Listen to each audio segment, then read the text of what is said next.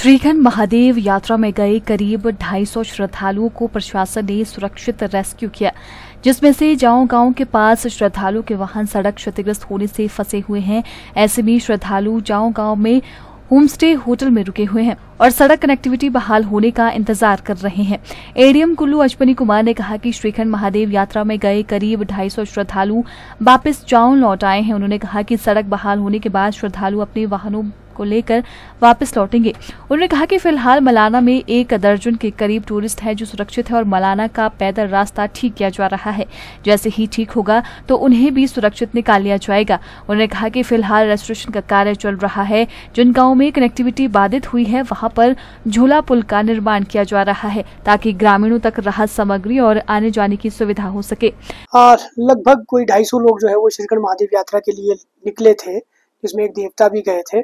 तो अभी latest information जो हमें मिली है, सभी लोग जो है वो वापस पहुंच गए हैं। लगभग 100 लोग जो है वो गाँव में अभी रुके हुए हैं। उनकी गाड़ियां अभी फंसी हैं, तो रोड बहाल होते ही 1-2 दिन में वो लोग भी सारे निकल जाएंगे। इसके अलावा जो रेस्टोरेशन का काम है हमारा, बागी पुल में एक पैदल चलने के लिए लकड़ी का पुल जो है वो बना दिया गया है। एक झूला भी इंस्टॉल हो गया है और बेली ब्रिज बनाने का काम जो है वो पीडब्ल्यूडी वहाँ पे कर रहा है। नित्थर की तरफ से जो है वो ट्रांसपोर्टेशन हमारा ऑलरेडी चला हुआ है। एसेंशियल कमोडिटीज की जो है सप्लाई है वो ऑलरेडी हो रही है। समेज में भी रेस्टोरेशन का काम जो है वो सारे लाइन डिपार्टमेंट्स के द्वारा किया जा रहा है। स्कूल जो समेज में हमारा पूरा डैमेज हो गया है, वो 5 दिन के लिए तो वैसे छुट्टी डिक्लेयर कर दी गई है, बट साथ में महिला मंडल की बिल्डिंग और जो राधा स्वामी सत्संग की बिल्डिंग है वहाँ पे, उसमें 5 दिन के बाद जो है वो बच्चों की क्लासेस शुरू कर दी जाएंगी। मलाना गांव में जैसे, क्योंकि वो भी एक वर्स्ट अफेक्टेड क्राउड बर्स्ट की वजह से वर्स्ट अफेक्टेड एरिया रहा है, इलेक्ट्रिसिटी सप्लाई वहाँ पे बाधित हुई है और प्रोजेक्ट का रोड भी बहुत जगह डैमेज्ड है। इलेक्ट्रिसिटी की लाइन लगभग 10 किलोमीटर के आसपास डैमेज हो चुकी है और उसके रेस्टोरेशन का काम जो है वो इलेक्ट्रिसिटी बोर्ड ने शुरू कर दिया है। वहाँ पर कुछ हमारे टूरिस्ट भी फंसे हुए हैं। उनको निकालने के लिए स्थानीय लोगों की मदद से जो है वो पैदल रास्ता बनाने का काम चल रहा है और लगभग 12-13 किलोमीटर पैदल चलकर उनको जैसे ही रास्ते हमारे इम्प्रूव हो जाते हैं पैदल चलने के, तो वो पैदल रास्ते से जो है वो उनको निकाल दिया जाएगा। बलाधी गांव में भी जो है वो झूला लगाने का एक तो प्रपोजल है इमीडिएटली।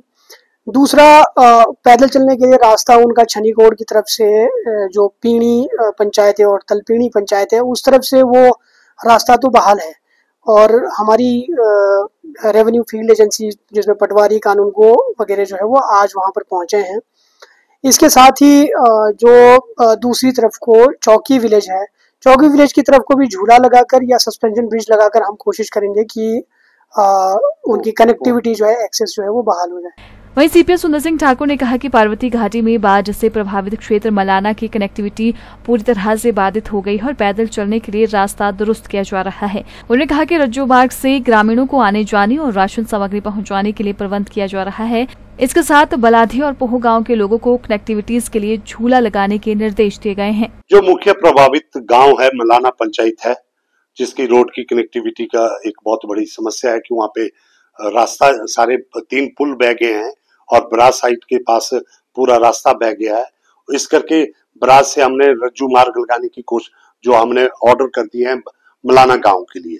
और उसके साथ में जो हमारे बलादी, पौल और चौकी है, चौकी में तो गाड़ियां जा रही है, लेकिन बलादी और पौल के लिए हमने मजिस्ट्रेट के जो डिजास्टर के तहत ऑर्डर करके उस वो नदी को सीधा करने के जो है ऑर्डर कर दिए हैं ड्रेजिंग के, और ड्रेजिंग एक्ट के तहत ड्रेजिंग की जाएगी। इसको चैनलाइज किया जाएगा नदी को। 2 मशीनें वहां पे चेन माउंटेड भेजी गई हैं। उसके साथ में रज्जू मार्ग भी लगाया जाएगा और वहां पे जो स्कूल बह गया है या 8-10 घर वहां पे बह गए हैं और बहुत सारी लोगों की बगीचे और जमीनें बह गई है, उनको रिस्टोरेशन करने के लिए मैनुअल के अलावा जो भी कंपनी वालों की देनदारी होगी उसके तहत इन इलाकों को पूरा जो है रिस्टोर किया जाएगा। देखिए, आप देखिए कि वहां पे रास्ता नहीं है, तो वहां पे जो पहुंचना इस वक्त संभव नहीं है। रज्जू मार्ग जो लगे हुए हैं पहले के, जो तार स्पैन, उसके माध्यम से उनके मोबाइल भी आए हैं, चार्ज भी हुए हैं, उनसे बातें भी हो रही है। कुछ पशु टापू का क्षेत्र बन गए, कुछ घरों का 7-8 घर परिवारों को घर उनके बह गए हैं और उसके साथ स्कूल बह गया है। मैं समझता हूँ कि जो भी मजिस्ट्रेट एक डिजास्टर एक्ट के तहत सारी शक्तियों का प्रयोग करते हुए वहां पे ड्रेजिंग के ऑर्डर कर दिए जा चुके हैं। हमने रोपवेज भी और लगाने के, हमने रज्जू मार्ग लगाने के ऑर्डर दे दिए हैं और मशीनरी 2 मशीनरी वहां पे पहुंच गई है। जमीनों को जो है नदियों से बचाने के लिए जो ऑर्डर दे दिए गए हैं और बहुत ही जल्द पूरे क्षेत्र को जो ये बलादी पॉल है इसको जो है अन्य क्षेत्रों से जोड़ा जाएगा।